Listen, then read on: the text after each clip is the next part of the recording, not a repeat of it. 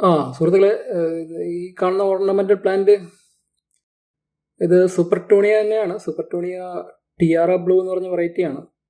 പിന്നെ സൂപ്പർ ടൂണിയ നിങ്ങൾക്ക് അറിയാലോ, അത് ട്രേഡ് മാർക്ക് പെറ്റൂണിയാണ്. ഇപ്പോൾ പ്രൂവൺ വിന്നേഴ്സ് എന്ന് പറഞ്ഞ കമ്പനിയുടെ ട്രേഡ് മാർക്ക് പെറ്റൂണിയ വെറൈറ്റിയാണ് ഈ സൂപ്പർ ടൂണിയ എന്ന് പറഞ്ഞത്. പിന്നെ സൂപ്പർ ടൂണിയുടെ ഫീച്ചേഴ്സ് നേരത്തെ പറഞ്ഞ പോലെ ബ്ലൂം ഡെൻസിറ്റി ഹൈ ആണ്, ഹൈ ബ്ലാങ്കറ്റ് കവറേജ് ഉണ്ട്. പിന്നെ കണ്ടെയ്നേഴ്സിലൊക്കെ വളർത്താൻ പറ്റിയതാണ്. പിന്നെ ഫ്ലവർ സൈസ് ഇത്തിരി ചെറുതാണ്, 1 to 1.5 ഇഞ്ച്. പിന്നെ ലോ മെയിൻ്റനൻസ്, പിന്നെ ഫ്രീക്വൻറ്റ് വാട്ടറിങ് വേണ്ടി വരും. പിന്നെ ഡീഹെഡിങ്ങിൻ്റെ ആവശ്യമില്ല, സെൽഫ് ക്ലീനിങ് ആണ്.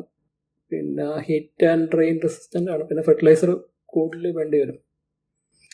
ഇതൊക്കെയാണ് സൂപ്പർ ടൂണിയുടെ വെറൈറ്റി അല്ല, ഫീച്ചേഴ്സ്.